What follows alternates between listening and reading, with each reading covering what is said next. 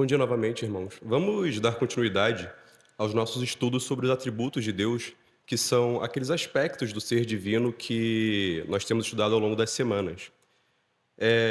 Nas últimas semanas, nós temos nos debruçado sobre aqueles atributos de Deus chamados de incomunicáveis, que são exclusivos do ser de Deus, que são atributos, que são aspectos de Deus que ele não compartilha com ninguém. Ele não compartilha com homens, com animais, com anjos ou com demônios, são exclusivos. Daí que nós temos estudado a onisciência de Deus com o Henrique, e nós vimos que Deus, ele é conhecedor de todas as coisas, em qualquer tempo, em qualquer momento, não há nada que possa escapar dos olhos de Deus. E na semana passada nós vimos que Deus é onipresente. Ele está presente em cada parte do universo, em cada ponto da criação, com a totalidade do seu ser. Não existe divisão em Deus e ele também não deve ser confundido com o próprio universo. Deus, ele é o criador do universo, mas não se confunde com o próprio universo. Hoje nós vamos continuar falando sobre atributos incomunicáveis de Deus e vamos falar sobre dois atributos que estão intimamente ligados, que é a aceidade de Deus, que também é chamada de independência ou autoexistência de Deus, e também a eternidade de Deus. Então vamos pelo primeiro atributo incomunicável de hoje, a aceidade. A palavra aceidade, ela vem do latim acei, significa de si mesmo. Nós podemos definir a aceidade da seguinte forma: Deus é autoexistente e autossuficiente, porque ele não tem necessidade de seres humanos ou de qualquer coisa da criação. Repetindo, a aceidade de Deus significa que ele é autoexistente e autossuficiente, pois ele não tem necessidade dos homens ou do resto da criação. Como na semana passada, vamos dividir essa declaração em duas partes para fins didáticos. Então, em primeiro lugar, Deus é autoexistente. Em segundo lugar, Deus é autossuficiente. Então, vamos à primeira parte da declaração da aceidade de Deus. Deus é autoexistente. A primeira dimensão da aceidade é no sentido de que Deus existe em virtude de sua própria natureza, de modo que ele é a causa primeira de todas as coisas, mas ele mesmo não é causado. Na filosofia antiga dizia-se que Deus, não no sentido cristão, mas uma força impessoal, mas o princípio é o mesmo de que Deus era o primeiro motor imóvel que faz tudo se mover, mas ele mesmo não é movido, ele mesmo não é criado. Para Aristóteles, Deus era isso, era um motor que fazia toda a criação se mover, mas ele mesmo não era criado. Da mesma forma, o Deus cristão, ele é criador de todas as coisas, mas ele é autoexistente. Ele não deriva de nada nem de ninguém para ser existente. É curioso que já na nossa infância, quando nós começamos a tomar consciência de nós mesmos, quando nós começamos a tomar a consciência do mundo que nos cerca, nós façamos vários questionamentos, e um dos questionamentos mais famosos é justamente esse: se Deus é criador de todas as coisas, quem criou Deus? Qualquer criança já fez esse tipo de pergunta, e talvez nós mesmos façamos esse tipo de pergunta. E a resposta é muito simples: ninguém criou Deus, Deus é autoexistente. Essa ideia da autoexistência de Deus já fica evidente no início da Bíblia, no livro de Gênesis. O livro de Gênesis, ele é talvez um dos livros mais difíceis de ser lido quando você não tem um bom comentário bíblico que o acompanhe. Por quê? Dois motivos. A história de Gênesis se passa cerca de 2 ou 3 mil anos no passado. Então é um momento histórico muito aquém no passado. Além disso, é um outro contexto cultural, é uma outra forma de mentalidade. Nós, brasileiros, somos povos latinos. Nós somos descendentes dos romanos e dos portugueses. Só que a história da Bíblia, a história dos judeus, é uma história de origem semita, é uma história de origem que se passa no Oriente Médio. Então é uma forma completamente distinta de se pensar o mundo. Os judeus não pensam como nós pensamos. E é justamente por isso que nós precisamos de um comentário. Eu trouxe aqui um comentário interessante, que é o mais completo em língua portuguesa, que é o comentário de Gênesis do Bruce Waltke. Ele aprofunda muito, ele fala sobre o contexto histórico da época de Abraão, da época de Noé, da época dos patriarcas em geral. Então, a autoexistência de Deus, como eu havia dito, ela já fica evidente no capítulo 1 do livro de Gênesis. Quando lemos esse livro, o livro de Gênesis, que é o relato das origens do universo, é o relato das origens do povo judeu, é o relato das origens dos patriarcas, etc., E quando comparamos Gênesis com outros textos contemporâneos ao povo judeu, por exemplo, os textos dos babilônios, os textos de outros povos edomitas, etc., nós vemos que existem certas semelhanças com Gênesis, mas também vemos que existem certas dessemelhanças, existem coisas que não são parecidas com Gênesis. E uma delas é que o livro de Gênesis, ele não tem aquilo que se chama de teogonia. Parece nome de remédio, mas teogonia basicamente significa nascimento de um Deus, origem de uma divindade. O Gênesis não tem isso. Agora, quando nós pegamos outros textos dos babilônios, dos cananeus, dos egípcios, dos gregos, nós vemos que eles têm teogonias, que eles têm relatos das origens da divindade. Então, por exemplo, era muito comum que se descrevesse os deuses como nascendo, de alguma forma, seja de relacionamento sexual, seja das partes de um outro deus. Mas isso não aparece no texto bíblico. O livro de Gênesis ele já se inicia de forma completamente distinta, afirmando que, no princípio, criou Deus os céus e a terra. Percebam que o texto bíblico ele não faz nenhuma menção a algum tipo de origem de Deus. Ele não fala de que Deus derivou de alguém ou que Deus derivou de algo. Ele já parte do pressuposto de que, no princípio, Deus estava lá e ele criou o céu e a terra. E na semana passada nós vimos que céu e terra, quando tomadas de forma composta na Bíblia, geralmente se referem a toda a criação, ao universo como um todo.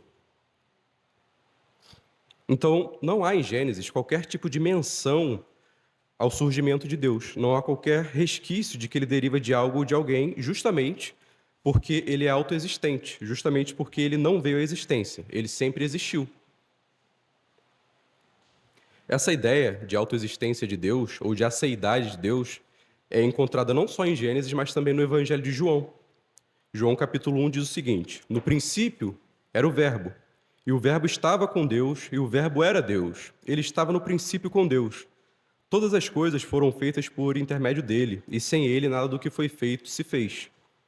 Então João vai reforçar a ideia de Gênesis, e basicamente ele vai retomar Gênesis para se referir a Jesus como o Verbo que estava com Deus antes da criação do mundo. Mas em momento algum ele fala que Jesus é criado, que Deus é criado. Deus tem autoexistência. Essa ideia também é reforçada no Evangelho de João, no capítulo 5, versículo 26, que diz o seguinte: porque como o Pai tem vida em si mesmo, assim também deu ao Filho ter a vida em si mesmo. Essa palavra grega para vida, utilizada aqui em João capítulo 5, é a palavra zoin, e ela pode ser traduzida tanto como vida quanto como existência.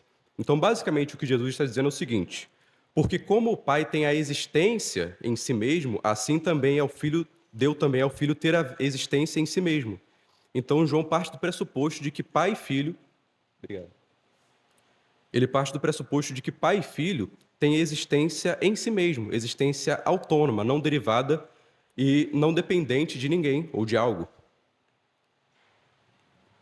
Agora, com exceção de Deus, tudo o que existe é dependente. Aliás, a própria palavra existir tem esse significado. A palavra existir ela vem do latim existere, significa proceder de, derivar de algo, nascer de algo. E nós somos seres existentes. Por quê? Porque a minha existência dependeu dos meus pais se conhecerem. O nascimento de uma árvore depende de uma semente ser lançada ao solo. A existência do fogo depende do processo de combustão. O surgimento de uma supernova depende da morte de uma estrela. E assim sucessivamente, até chegarmos à causa primeira, que é o próprio Deus. Mas o Sproul diz: se existir é justamente derivar de algo, é proceder de algo, existir é ser dependente de algo. Mas Deus não é dependente de ninguém. Então, nesses termos, Deus não tem existência. Deus não existe no sentido filosófico do termo. Deus ele é um ser que não é dependente ou não é procedente de ninguém. Ele é um ser necessário. Ele é um ser que é em si mesmo. Como João diz, é um ser que tem vida em si mesmo. O Sproul falou que uma aula ele foi falar com os alunos e provar que Deus não existia. Ele falou que os alunos ficaram escandalizados justamente porque eles não compreenderam no primeiro momento, mas ele estava falando de existência justamente nesse sentido filosófico. Deus não tem existência porque ele não é derivado de algo. Nós temos existência e tudo que existe tem existência porque existir é derivar de algo, é depender de algo, é nascer de algo ou de alguém, mas Deus não existe nesse sentido. Ele é, como o Sproul diz.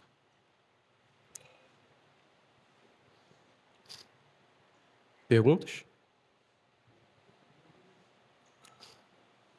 Então, nós vimos que Deus tem autoexistência. Deus não é um ser dependente, Deus não é um ser derivado de nada nem de ninguém.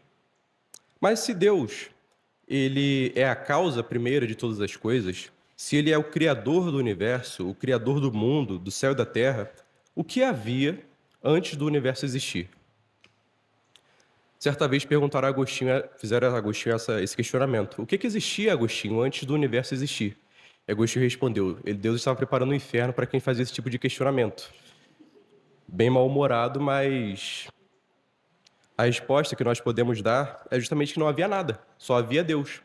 Daí que a aceidade de Deus, a autoexistência de Deus, é também chamada de solidão de Deus. Deus estava sozinho antes do universo existir, não havia nada, só havia Deus. Então essa é a primeira dimensão da aceidade. Deus tem autoexistência. Ele não é procedente, ele não é dependente. Na realidade, ele é o ser necessário, ele é a causa primeira de tudo. Só que, justamente por estar sozinho, justamente por falar em solidão de Deus, os teólogos falarem em solidão de Deus, muitas pessoas pensam que Deus criou o universo, que Deus criou os anjos ou criou os seres humanos porque ele estava sozinho, porque ele estava solitário, porque ele estava carente da companhia de outra pessoa. Mas essa é uma ideia que vai de encontro, vai contra a ideia de autossuficiência de Deus. Além de ser autoexistente, Deus é também autossuficiente. Em que sentido? No sentido de que ele não tem necessidade de seres humanos ou de qualquer coisa da criação. Deus, ele se basta em si mesmo, ele não depende de nada nem de ninguém. Ele é completamente feliz e ele é completamente realizado em si mesmo. O A.W. Pink, que é um dos autores que eu utilizei para fazer essa aula, diz o seguinte: no princípio, Deus. Houve tempo, se é que se lhe pode chamar tempo, em que Deus, na unidade da sua natureza, habitava só, embora subsistindo igualmente em três pessoas. No princípio, Deus. Não existia o céu, onde agora se manifesta particularmente a sua glória. Não existia a terra que lhe ocupasse a atenção. Não existiam os anjos que lhe entoassem louvores, nem o universo para ser sustentado pela palavra do seu poder. Não havia nada, nem ninguém, senão Deus. E isso não durante um dia, um ano ou uma época, mas desde sempre. Durante uma eternidade passada, Deus esteve só, completo, suficiente, satisfeito em si mesmo, de nada necessitando. É daí que nós tiramos o segundo aspecto da aceidade, que é autossuficiência, que é a capacidade de Deus se bastar. Ele não precisa de você, ele não precisa de mim, ele não precisa de nenhuma outra criatura ou da própria criação. Deus existia só antes de criar o universo, e ele não precisava criar o universo e as pessoas, os homens, os anjos, para ser glorificado ou nada do tipo. Ele era completamente feliz e realizado em si mesmo. Só que uma pergunta nos surge: de que forma Deus se bastava a si mesmo? Por que que Deus era completamente feliz antes de criar o universo, antes de criar os seres humanos e tudo mais? A resposta para isso é a comunhão da Trindade. O Pai, o Filho e o Espírito Santo viviam, vivem e viverão em perfeita alegria, comunhão e relacionamento profundo. Daí que os teólogos falam que Deus é comunhão em si mesmo. Deus é um ser trinitário que vive em comunhão entre Pai, Filho e Espírito. Talvez esse seja um dos motivos pelos quais nós, seres humanos, também sejamos seres comunitários. Nós somos feitos à imagem e semelhança de Deus, e embora seres corrompidos, embora sejamos uma imagem incompleta, nós necessitamos de comunhão. Até mesmo os mais tímidos entre nós, os mais trevosos entre nós, precisam de algum tipo de relacionamento com alguém. Sempre tem alguém que nós podemos conversar, que nós podemos abrir o coração, falar das alegrias ou falar das tristezas, justamente porque a comunhão que existe entre Pai, Filho e Espírito é, de certa forma, passada a nós, para que nós vivamos em comunhão também. Então, vamos analisar textos bíblicos que falam desse relacionamento pessoal, desse relacionamento de amor íntimo entre a Trindade. Vamos abrir em João capítulo 17. João capítulo 17, versículos 21 a 24. Quem achar pode ler, por favor.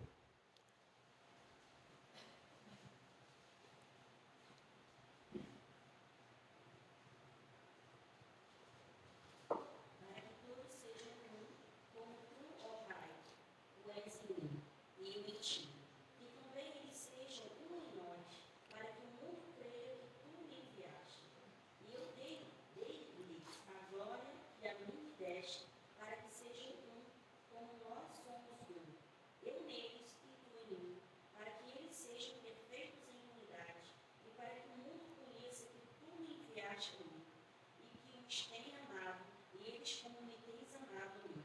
Pai, aqueles que me deste quero que, onde eu estiver, também eles estejam comigo, para que vejam a minha glória que me deste, porque tu me amaste antes da fundação do mundo. Obrigado, Miriam. Então, nessa oração do capítulo 17 do Evangelho de João, Jesus está perto da sua morte. E aqui ele faz uma oração em prol dos seus seguidores, tanto os seguidores que já estavam com ele, quanto como aqueles seguidores que viriam a segui-lo. E o que vai pautar a oração de Jesus, o que vai pautar a súplica do Senhor, é justamente a unidade e o amor. Acompanhe comigo. Quantas vezes Jesus fará referência à unidade ou fará referência à palavra um? Para que todos sejam um, como tu, ó Pai, estás em mim e eu em ti. Que também eles sejam um em nós, para que o mundo creia que tu me enviaste. E eu dei-lhes a glória que a mim me deste, para que sejam um, como nós somos um. Eu neles e tu em mim, para que eles sejam perfeitos em unidade, e para que o mundo conheça que tu me enviaste a mim, e que os tens amado a eles como tens amado a mim. Pai, aqueles que me deste, quero que onde eu estiver, também eles estejam comigo, para que vejam a minha glória que me deste, porque tu me amaste antes da fundação do mundo. Então, nessa oração, como eu disse, Jesus vai pautá-la na unidade e no amor. E qual é o parâmetro de unidade e de amor que Jesus vai utilizar na sua oração? É justamente o relacionamento que ele, Deus Filho, tinha com Deus Pai e tem com Deus Pai desde antes da fundação do mundo. Jesus fala que ele e o Pai são um e que ele e o Pai se amam, de modo que é esse tipo de relacionamento que Jesus quer dos seus seguidores. É como se ele dissesse: assim como eu e o Pai somos um, assim como eu e o Pai nos amamos antes da fundação do mundo, é esse tipo de relacionamento que eu quero para os meus seguidores. Então Jesus ora por unidade, amor e comunhão entre os crentes, de modo que os crentes reflitam na terra o amor, a unidade e a comunhão que existe entre a Trindade desde antes da fundação do mundo.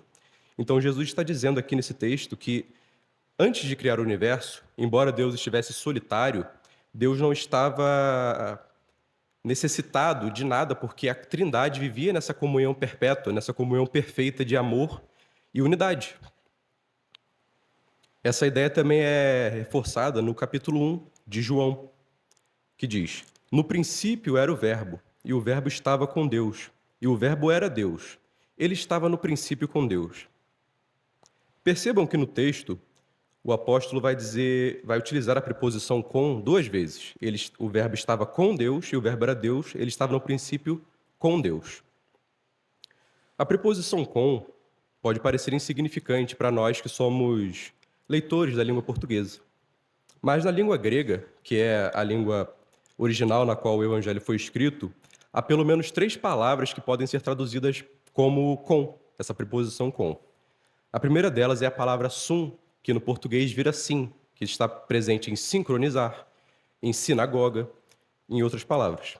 A segunda palavra que pode ser traduzida como com é a palavra meta, que significa estar ao lado de. Então, eu estou meta a essa mesa, eu estou ao lado dessa mesa, eu estou com a mesa no sentido de estar ao lado dela. Daí que vem a palavra metafísica. E a terceira palavra que os gregos utilizam é a palavra pros, de onde vem a palavra face. E é justamente a palavra que João utiliza aqui no seu evangelho. É como se ele dissesse: no princípio era o Verbo, e o Verbo estava face a face com Deus. E o Verbo era Deus. Ele estava no princípio face a face com Deus. Então, essa palavra pros, que significa face, designava a forma mais íntima de relacionamento que as pessoas podiam ter. É um relacionamento face a face, olho no olho. Jesus está dizendo que ele e o Pai, antes da fundação do mundo, estavam juntos em um relacionamento face a face, em um relacionamento olho a olho, numa intimidade que excede qualquer tipo de intimidade que nós podemos conhecer. Estavam em perfeita comunhão e amor. Então, tudo isso foi exposto justamente para designar o fato de que antes da criação do mundo, embora Deus estivesse solitário, embora Deus estivesse sozinho, ele se bastava, ele era realizado e feliz, completamente feliz. O Pai, o Filho e o Espírito Santo viviam nessa comunhão perfeita, sem haver carência ou falta que tornasse a criação uma necessidade. Mas se Deus não precisava de nós, Se Deus não precisava da criação ou de qualquer outra coisa, a pergunta que surge é: por que Deus resolveu criar o universo? Por que Deus resolveu criar os seres humanos, os animais, etc? Para responder essa pergunta, eu vou ter que recorrer a um documento muito importante da história da igreja chamado Catecismo Infantil. Na pergunta número 3, ele vai dizer o seguinte: a pergunta número 3 do Catecismo Infantil diz o seguinte: por que Deus fez todas as coisas? Resposta: para sua própria glória.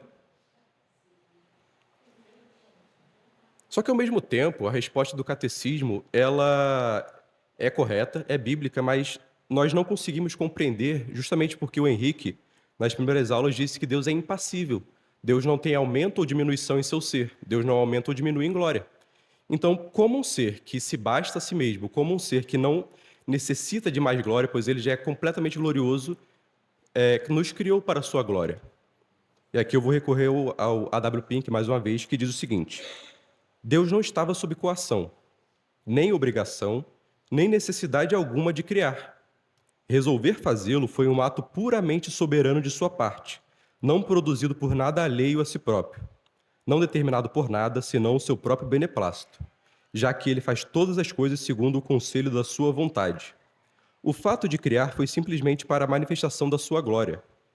Deus não ganha nada, nem sequer com a nossa adoração.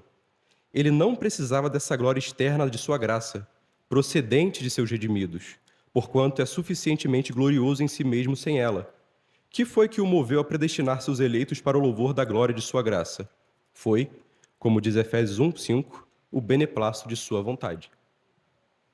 Então a resposta é simplesmente porque Deus quis, para que nós o glorificássemos, embora Deus não precisasse de nós, embora Deus fosse suficiente em si mesmo.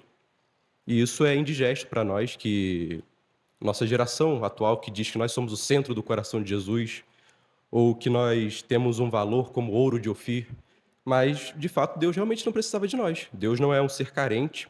E essa doutrina, esse atributo da aceidade, ele foi muito defendido pelos reformados, mas ele começou a ser erodido justamente pelos arminianos. E é justamente daí que surge aquela coisa de Jesus como alguém que precisa de você, Jesus está te chamando, Jesus está chorando precisando de você.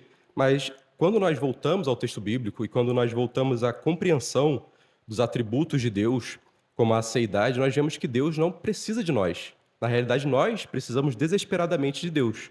Nós somos seres dependentes e que não nos bastamos a nós mesmos. Alguma pergunta? Apontamentos?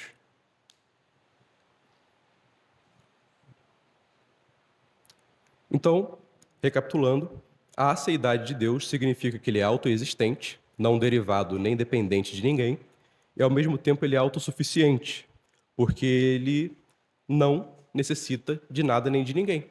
Ele é autorrealizado. Como eu disse no início, nós vamos abordar dois atributos de Deus hoje, dois atributos incomunicáveis. O primeiro foi esse que nós acabamos de ver, que é a aceidade. E agora nós vamos passar ao segundo atributo incomunicável de Deus, que é a eternidade de Deus, que está intimamente relacionada com a sua aceidade. Então, o que significa dizer que Deus é eterno? Dizer que Deus é eterno equivale a dizer que ele não tem começo e nem fim e que ele não está sujeito ao tempo.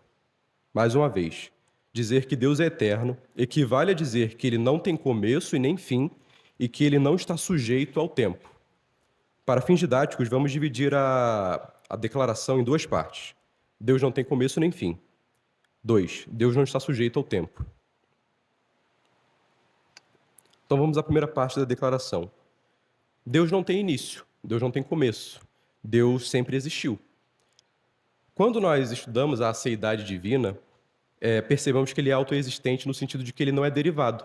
Só que nós podemos incorrer no equívoco de pensar que Deus se autocriou, que Deus teve um início.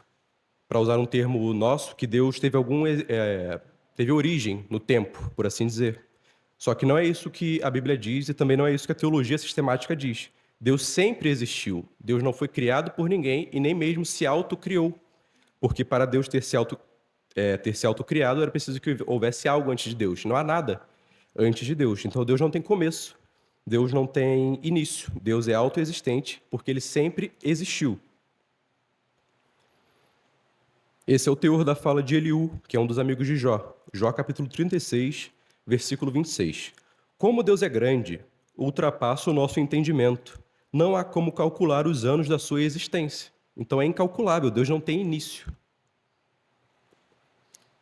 Judas capítulo 1, versículo 25. Ao único Deus, nosso Salvador, sejam glória, majestade, poder e autoridade, mediante Jesus Cristo, nosso Senhor, antes de todos os tempos, agora e para todo sempre. Amém. Judas utiliza aqui na língua grega a palavra aionos, que também significa eras ou tempos. Então ele diz: glória seja dada ao único Senhor e Salvador, antes de todas as eras, antes de que houvesse tempo, agora, no presente e para todo sempre. Então ele se refere ao fato de que Deus, ele tem existência antes de qualquer coisa e que ele é autoexistente. De igual modo, assim como Deus não tem início, assim como Deus não tem começo, ele também não terá fim. É impossível que Deus morra. Ele sempre existiu e ele sempre existirá. Não existe a possibilidade de que Deus venha a deixar de existir algum dia. Existem muitas séries hoje sobre aspectos sobrenaturais que retratam Deus como que morrendo. Mas a própria morte, ela deriva da criação, embora Deus não tenha criado a morte, mas ela não estava fora do seu poder soberano. Então, como a morte vai matar Deus? É impossível. Não existe isso. A Bíblia ela termina falando justamente da derrota da morte pelo Deus eterno. Salmo 102 vai refletir essa verdade. Salmo 102, versículos 11 a 12 e versículos 25 a 27. O salmista faz uma comparação entre a própria realidade dele, entre a própria experiência humana, e compara essa experiência humana com a realidade do Deus eterno. Ele diz o seguinte: os meus dias são como a sombra que declina, e como a erva me vou secando. Mas tu, Senhor, permanecerás para sempre. A tua memória de geração em geração. Desde a antiguidade fundaste a terra, e os céus são obras das tuas mãos. Eles perecerão, mas tu permanecerás. Todos eles envelhecerão como um vestido, como roupa os mudarás e ficarão mudados. Porém, tu és o mesmo, e os teus anos nunca terão fim. Então, Deus não tem início e nem terá fim. Atrelado ao fato de que Deus não pode morrer, eu trouxe uma curiosidade bíblica que pode ser de utilidade para todos nós.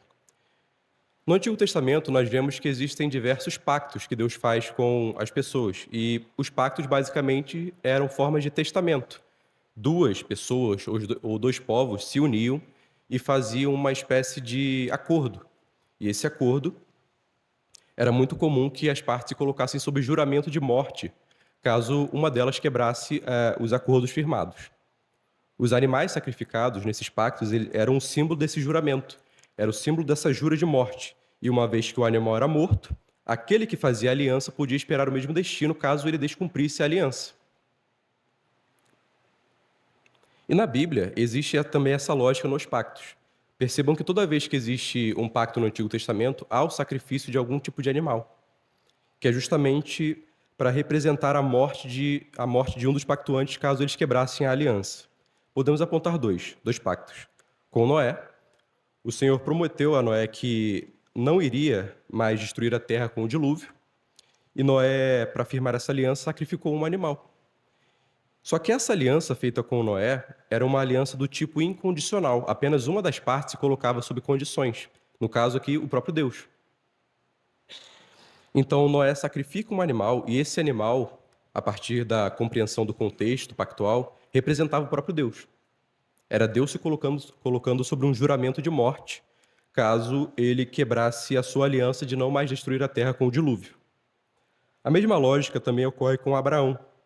Deus promete a Abraão uma grande descendência, promete a ele uma terra, e Abraão sacrifica animais. E quando nós lemos lá em Gênesis 15, nós vemos que, quando do sacrifício desses animais, o próprio Deus passa entre os animais mortos, que é justamente uma forma de representar a sua submissão ao juramento de morte, caso ele quebrasse a aliança com Abraão. Só que surge uma questão que é: nós vimos que Deus não pode morrer. Deus é imortal. Ele não tem início, nunca terá fim. Então, como pode o Deus que é imortal, o Deus que não pode morrer, se colocar sob um juramento de morte no contexto de uma aliança. E é justamente isso que o estudo do livro de Gênesis e de outros livros do Antigo Testamento nos trazem de precioso. É como se Deus dissesse o seguinte: assim como eu não posso morrer, eu me coloco sob um juramento de morte, sabendo que eu não posso morrer, porque eu nunca quebrarei uma aliança. É como se Deus dissesse: como eu não posso morrer, também jamais quebrarei uma aliança. Essas são algumas das belezas que surgem quando nós compreendemos os contextos históricos, culturais do mundo antigo. Perguntas? Então, o primeiro aspecto da eternidade é que Deus não tem começo nem fim. O segundo aspecto é que Deus não está sujeito ao tempo. Na realidade, o tempo, também o espaço e tudo que existe é produto da sua criação por meio da palavra falada. Então, a nossa existência, a minha e a sua existência, ela é marcada por dias, semanas, meses, anos, mas a existência de Deus não é marcada dessa forma. A nossa existência é pautada por passado, presente e futuro, mas também a existência de Deus não é pautada por esses conceitos que são tão comuns a nós. Deus, ele vê o tempo, seja aquilo que nós chamamos de passado, presente ou futuro, de forma igual, de forma, como o Henrique disse, no eterno hoje. Não existe para Deus passado, presente ou futuro. Existem dois textos bíblicos que falam dessa realidade. Salmo 90, versículo 4. Porque 1000 anos são aos teus olhos como o dia de ontem que passou e como a vigília da noite. E 2 Pedro 3, 8. Mas, amados, não ignoreis uma coisa, que um dia, para o Senhor, é como 1000 anos, e 1000 anos como um dia. Os 1000 anos que os textos se referem não devem ser tomados em sentido literal. Não são 1000 anos exatamente. Basicamente, é um termo utilizado ao longo de toda a Bíblia para se referir a um período de tempo elevadíssimo para os nossos padrões, mas que para Deus não são como nada. São como um instante. Como Pedro diz, para Deus 1000 anos são como um dia. Vamos pensar então o relacionamento de Deus com o tempo da seguinte forma. Vocês já viram aqueles trens que carregam containers que têm carvão, pedras preciosas, etc? Vamos imaginar 3 containers daquele. Um container no meio, um container entre ele. Vamos imaginar que cada um desses 3 containers sejam passado, presente e futuro. Nós estamos no meio, que é o presente. Nós não conseguimos vislumbrar o passado, nós lembramos o passado, o que é diferente. Nós temos uma memória do que ocorreu no passado, mas nós não conseguimos contemplá-lo. E nós também não sabemos o que ocorrerá no futuro. Nós estamos dentro de um container no meio e nós não é como se tivesse uma barreira que nos impede de ver passado e futuro. Agora imaginem, com todo respeito, que eu sou Deus. Imaginem que aqui estão os containers, presente, passado e futuro. Eles estão abertos e nós estamos no meio. Para Deus, não existem 3 containers, existe uma coisa só. Não existe passado, presente e futuro para Deus. Essa é uma classificação nossa. Deus vê tudo ao mesmo tempo. Deus vê tudo, em todo tempo, em todo lugar, ao mesmo tempo. Não existe para ele divisão em passado, presente e futuro, em ontem, hoje e amanhã. Ele consegue ver todas as coisas como se fosse uma linha reta.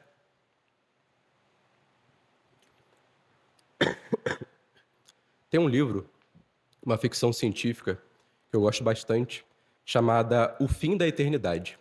É uma ficção científica da década de 50. E quem me conhece sabe que eu adoro ficção científica. E nesse livro, existe uma organização fora do tempo chamada Eternidade. Nessa organização, os membros são responsáveis por entrar no tempo em diversos séculos, século I, século X, século XXI, século 50, século 1 milhão. Os agentes da eternidade são responsáveis por entrar no tempo e alterar aspectos da realidade humana a fim de impedir que os seres humanos se destruam. Então eles estão fora do tempo, assim como Deus está fora do tempo. Só que existe uma diferença entre os membros da eternidade e o Deus cristão. É óbvio que é uma analogia, não existe uma organização chamada eternidade, mas a diferença é o seguinte: os membros da eternidade são seres humanos. Eles estão fora do tempo, eles podem entrar nas linhas do tempo para mudar passado, presente e futuro, Mas para entrarem na linha do tempo, eles precisam estudar aquela linha do tempo. Eles não têm conhecimento exaustivo de todas as linhas do tempo. Então imagine que eu sou um membro da organização. Eu quero entrar no século XIII. Então eu vou ter que estudar o século XIII, eu vou ter que ver qual era a forma de pensar daquela época, a forma de se vestir, como eles viviam, para entrar naquela linha do tempo. Mas eu não tenho conhecimento nem desse século que eu vou entrar e nem dos outros séculos que a eternidade, que a organização tem acesso. Só que com Deus não existe isso. Deus consegue ver todos os séculos, ele está fora do tempo e ele consegue ver todos os séculos num só instante. Não existe para ele sucessão de pensamentos. Nós precisamos pensar agora em algo, depois pensar em algo, depois pensar em algo de forma sucessiva. Para Deus isso não existe. Deus, ele pensa de uma vez. Como o Henrique disse, Deus pensou em criar, criou tudo num instante. Não existe espera para Deus. O tempo é algo que nos submete, mas não submete ao próprio Deus. Deus está fora do tempo. Alguma pergunta ou apontamento?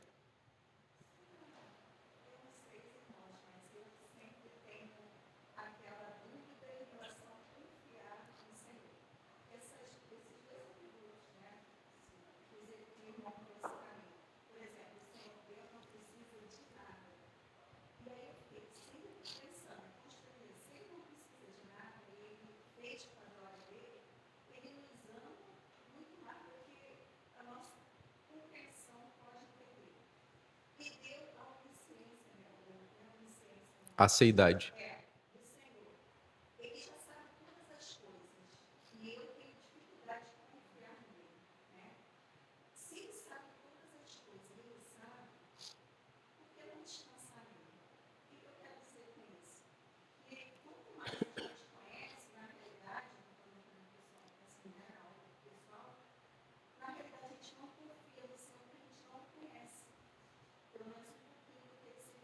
Uhum.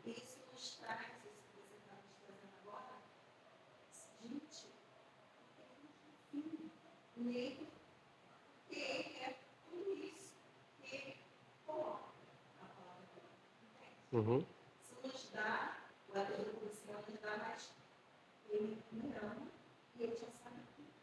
Sim.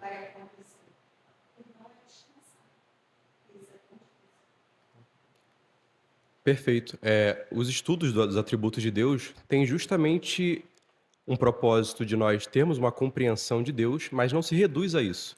O propósito maior do texto bíblico, da teologia, é justamente nós conhecermos ao nosso Deus de forma a nós descansarmos nele, a confiarmos nele, a sabermos quem ele é e, consequentemente, saber quem nós somos. Então, quando nós conhecemos a Deus, nós podemos, como você disse, descansar. Tem uma música do Estênio Marços que é Tapeceiro, se é esse o título, se eu não me engano, que ele fala da experiência do ser humano como alguém que está aqui de baixo, vendo uma tapeçaria de baixo. E quando você vê uma tapeçaria de baixo, ela está cheia de remendos, cheia de mosaicozinhos e tal, mas em cima é uma coisa só, é um belo tapete. Então a nossa experiência é como de pessoas que vivem aqui embaixo, nós estamos vendo remendos, nós não estamos entendendo no que vai dar aquela costura que Deus está fazendo, mas Deus está de cima vendo tudo. Deus já vê o tapete, metáfora para a própria história. Nós vemos aqui um grãozinho de areia, Deus está vendo o castelo inteiro de areia, Deus já vê tudo. E realmente estudar os atributos de Deus para nós podermos descansar nele. Pode falar, Rosana.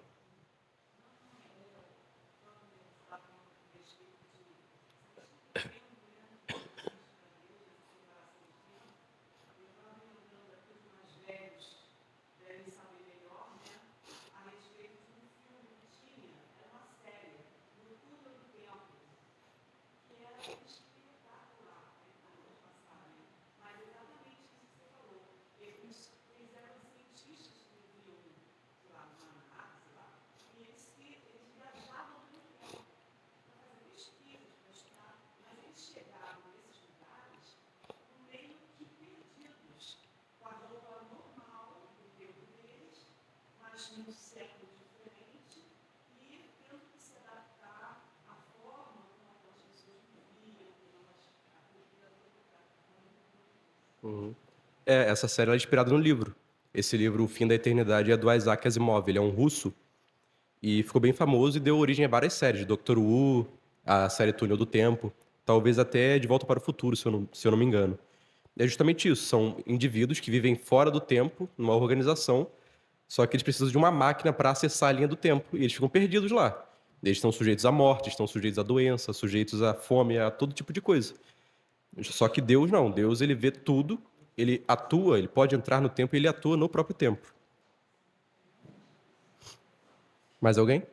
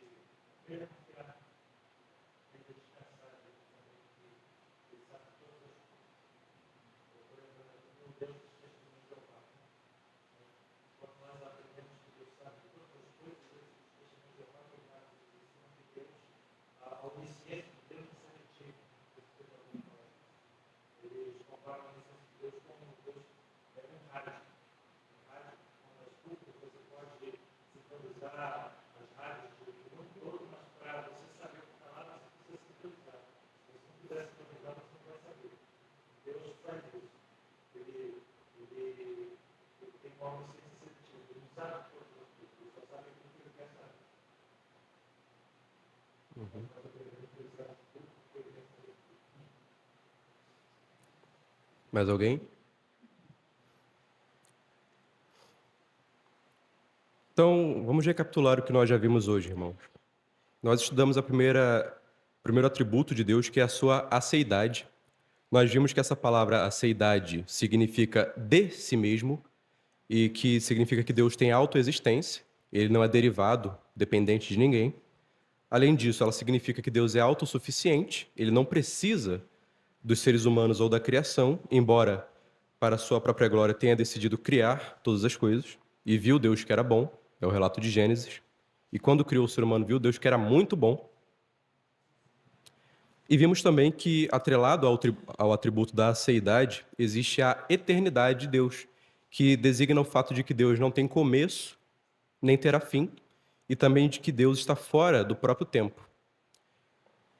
Só que, como o Spurgeon fazia, toda vez que nós vamos dar algum estudo ou fazer algum tipo de pregação, o Spurgeon ele sempre, de alguma maneira, se referia a Cristo.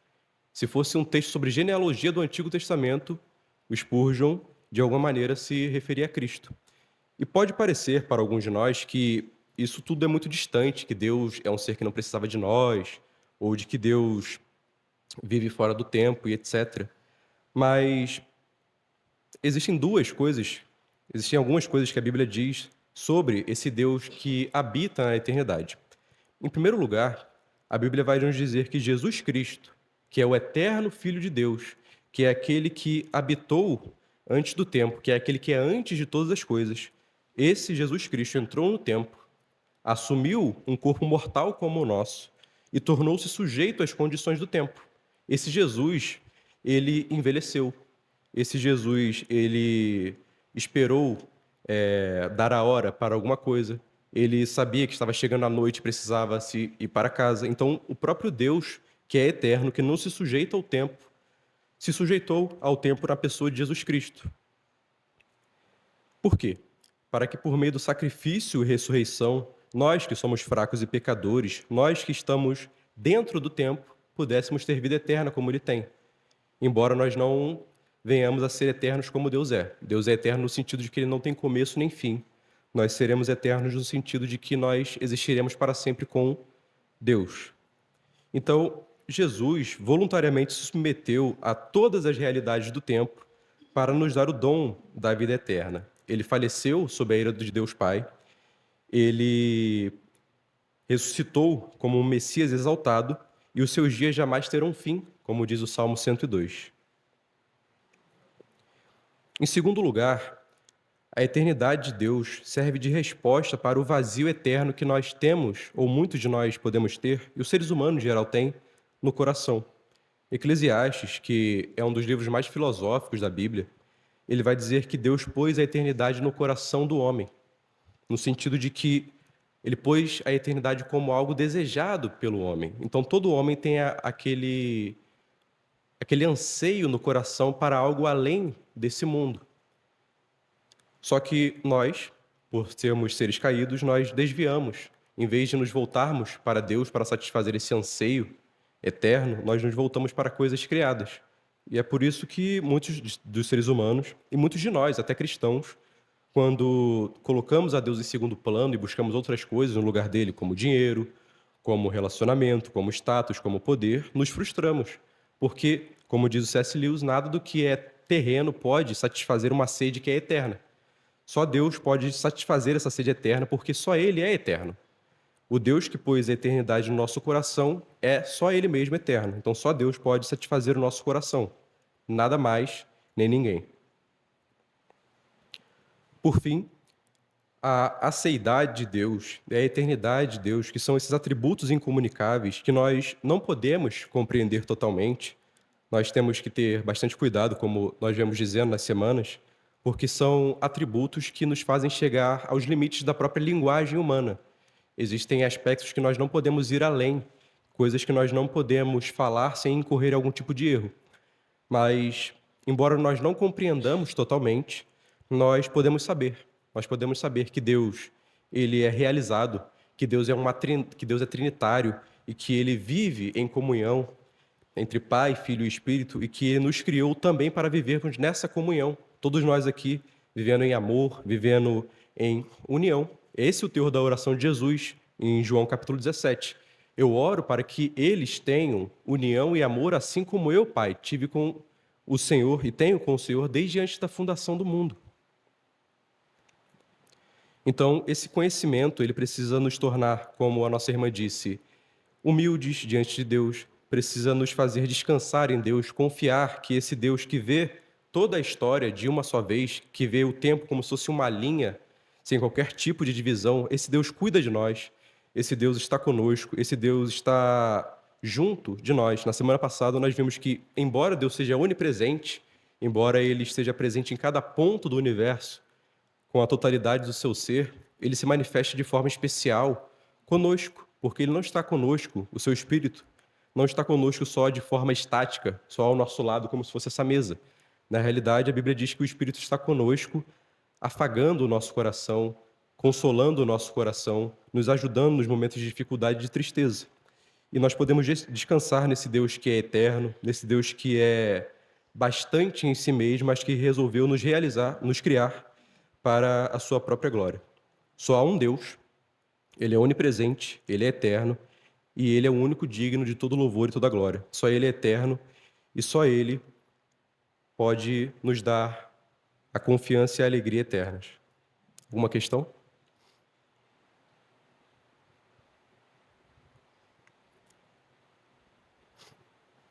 Então vamos orar, irmão. Santo Deus, bendito eterno Pai, nós te agradecemos, Senhor, por esta manhã que nós podemos aprender da Tua santa palavra. Nós te agradecemos, Senhor, por Tu nos ter dado a Tua palavra, a Tua revelação que nos mostra quem Tu és. E nos mostra, Senhor, que muitas das nossas compreensões de quem Tu és estão erradas. E é por isso que nós precisamos conhecer a Tua palavra, Senhor. Nós precisamos conhecer quem Tu és de acordo com aquilo que Tu mesmo revelas. E Tu nos mostra, Senhor, que os Teus dias não têm início e jamais terão fim. Que Tu, Senhor, é o Criador de todas as coisas, é eterno, e que desde antes da criação do mundo habitava em comunhão entre Pai, Filho e Espírito. O Senhor é comunhão, Senhor. E o que o Senhor requer de nós, de mim e dos meus irmãos, é que nós vivamos em unidade, amor e comunhão, como Tu vivia com o Pai antes da fundação do mundo. Ajuda-nos, Senhor, a confiar em Ti, a compreender que Assim como o tapeceiro vê o tapete completo, o Senhor também vê todas as coisas completas, Senhor. Ajuda-nos a compreender que, embora nós estejamos aqui, no presente, passando por dificuldades, por tristezas e por angústias, Senhor, Tu vê tudo e Tu vê o futuro e Tu, Senhor, nos levará para Ti mesmo. Nós habitaremos eternamente contigo. Tu, Senhor, que é onipresente, se fez menino, se fez homem para habitar conosco. Tu, Senhor, que estava fora do tempo, entrou no tempo e se sujeitou ao tempo para habitar conosco, Senhor, para nos dar a vida eterna. Nós te agradecemos, Senhor, pelo teu amor, nós te agradecemos pelo teu cuidado, nós te agradecemos, Senhor, pela palavra revelada, nós te agradecemos, Senhor, pela comunhão com os nossos irmãos. Transforma o nosso coração e nos ajuda, Senhor, a viver em comunhão, assim como tu, ó Trindade Santa, também está em comunhão. É o nosso pedido nessa manhã, no nome santo do teu Filho Jesus. Amém.